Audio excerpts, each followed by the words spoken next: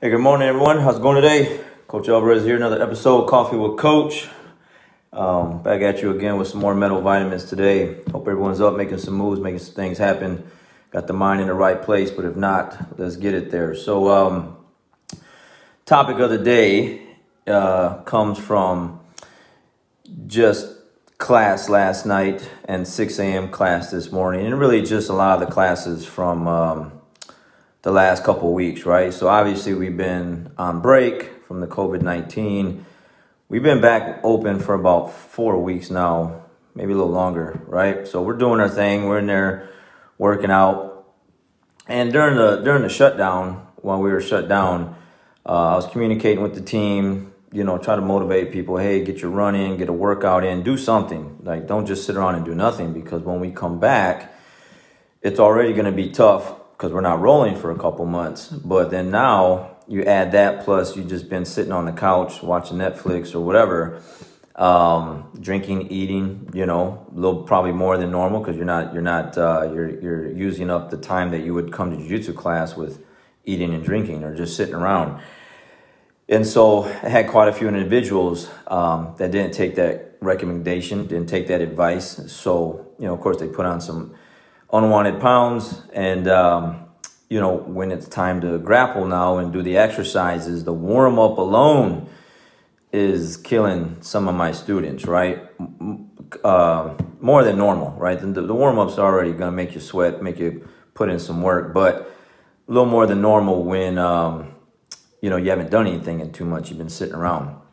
So anyways, got a lot of new students in, right? School's growing, we're rebuilding, a lot of new people coming in, and a lot of people coming back, okay? So last night, I'm not going to say any names, put anyone on blast, but they know who they are. And it happens, okay? It happens. Not trying to shame anyone, but it happens. But my point of the topic is, remember that crappy feeling, okay?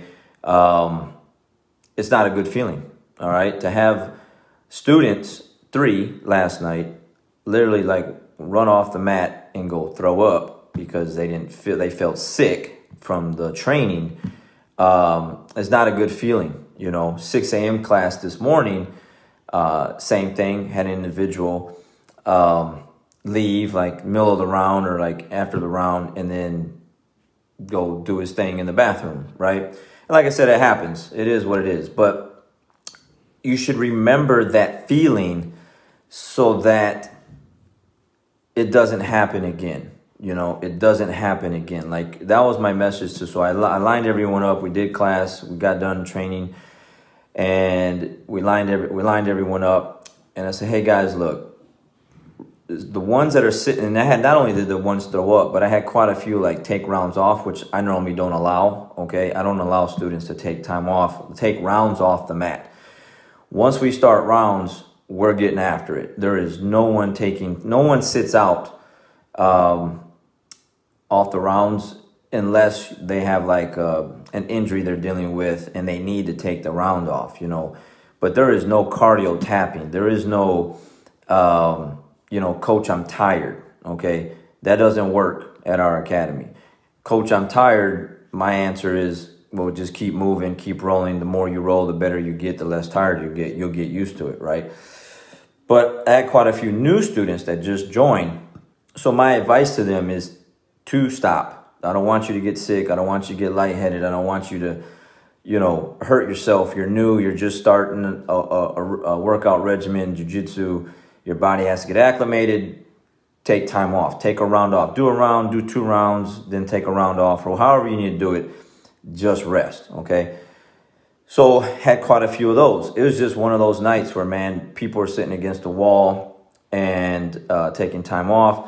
And I had individuals, 3, throw up. And then this morning, so that's why the topic is like, you know what? I got to get this out, right? So I know what that's like. Quick story. I moved down to Texas, I think it was 19, whatever, something like that. Tried coming down here at one point. Made it last for about a year. Then I went back home to Michigan.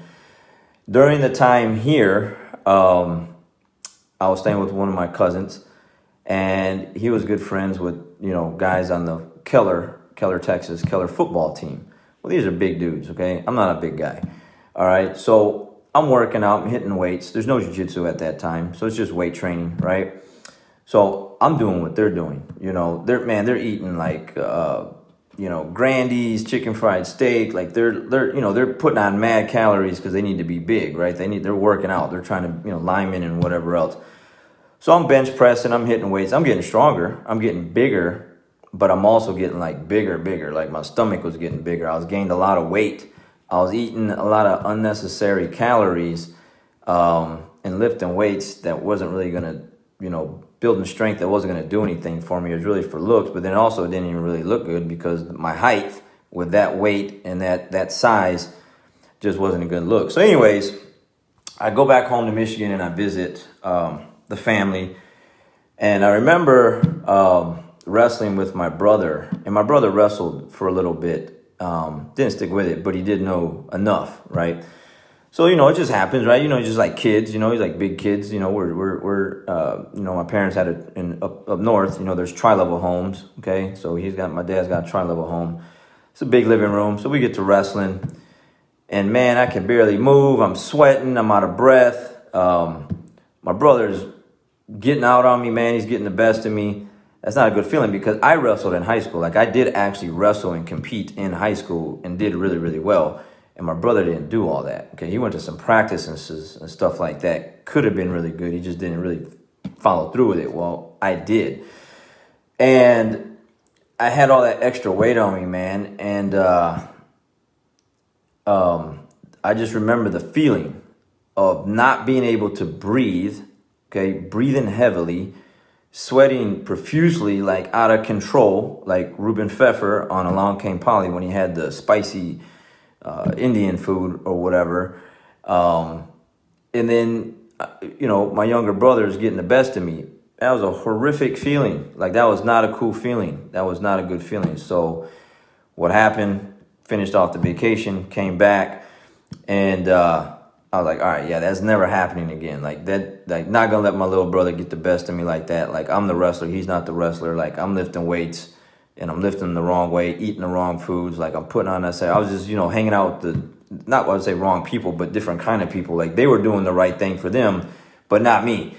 So, like I said, it wasn't a good look either because I was just short. It was just like short, stocky. It just wasn't cool. So anyways, that feeling, that crappy feeling of, again, sweating out of control, out of breath, and getting whooped by my younger brother, I was like, that's never happening again, right? So that, I'm just using that as an example, but that is a motivation even to this day where, like, why I stay in shape. I have a lot of reasons why I stay in shape. You know, I have to. I roll all the time. Like yesterday, I think I did 9 rounds of jiu-jitsu, 9 7-minute rounds total, plus, you know, 10 sets of squats and 100 pull-ups yesterday. So, you know, in order for me to do what I need to do on the mat and roll with 20-year-olds, I need to stay in shape. So that's a big motivator. But also, I also don't forget the feeling of that day that I was all out of breath and out of shape. Anyways, that's what I'm getting to.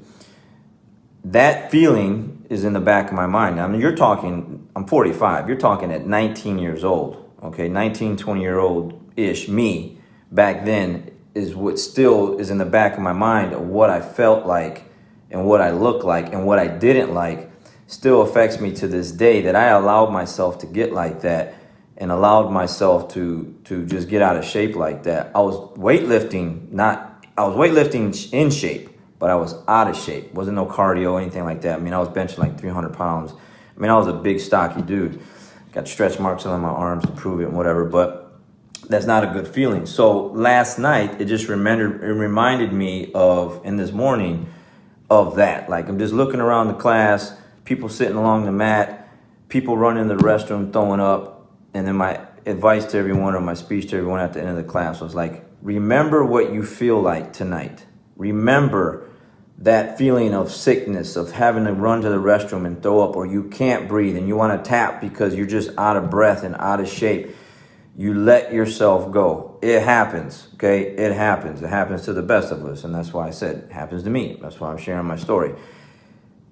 But remember that crappy feeling. So the next time you think about not coming to class, not going to get your run in, not going to put yourself under the squat rack or pick up, some dumbbells or do your deadlifts or whatever it is that you're supposed to do, remember the feeling of that sickness and that disappointed feeling, because it's a disappointing feeling, to let yourself go like that. I don't care who you are. If you say that's a good feeling, you're absolutely lying. That is not a good feeling, to feel out of breath, out of shape, and not look good, at least for me, okay? I don't know anyone that says, yeah, man, like I feel great and I feel awesome being out of shape, out of breath, and not looking good and not feeling good. It's just not a good combo, okay, by any means. So I was just telling my students, like, you're gonna fall off here and there, man, but try to remember that feeling of what you felt tonight, to remember the next time you're thinking about taking the day off, or the next time you feel tired, you feel sore. That was the other thing. Bring this up real quick. I asked one of my students, hey, where's so-and-so at, which was one of his friends. He's like, oh, coach, to be honest with you, he just said he was sore. And I'm like, sore? Like, how are you sore? Like, you're not going to come to class because you're sore from training jiu-jitsu? Like, that's crazy. And the person I'm referring to is a 20-year-old individual. And I just told the whole class, guys, look, man, I'm 45. You'll get calloused to this stuff if you keep showing up. But if you don't show up because you feel sore, because you feel tired, you had a long day at work or whatever, it's going to catch up to you to the point where you start missing days consecutively, okay? Then it goes into weeks, then it goes into months, then after a while, you're just like, forget it. And now the fear is in the back of your mind, like, when I go back, I have to start all over again. It's already tough when you first start jiu-jitsu or any workout program. Those first month or so is tough. It is tough. You got to battle your mind to, like, you know what? This is part of the process. This pain, this uncomfortable feeling, being sore is part of the process. But after a while, it starts to go away. You start getting used to it. You start getting callous to it. You start, you adjust to the training, to the workouts or whatever. But then you take the time off, and now you got to start all over again. It is not a good feeling, and it makes you not want to come back because you don't want to feel that way again. You know how hard it is that you got to work to get back to where you are already at. Okay, so it makes it really tough. For me as a coach, been coaching for 12 years, been training jiu-jitsu for well over 20 years, I've seen so many people do that, And again, like I said, myself included. But what happened to me, like at 19 years old, allowing myself to get out of shape and not kind of let myself go a little bit. Again, I was working out. It wasn't like I was doing nothing, but I was letting myself go on some other things. It's not going to happen again. It's not going to happen again because I don't want to feel like that. So remember that crappy feeling. Remember what that's like. Let it push you and motivate you to get to where you need to get to, and don't allow it to make you go backwards. You can have all the excuses in the world, man, but they only sound good to you. All right, you guys have a great day. Catch you on the next one. Remember that crappy feeling and get back to work. We'll see you.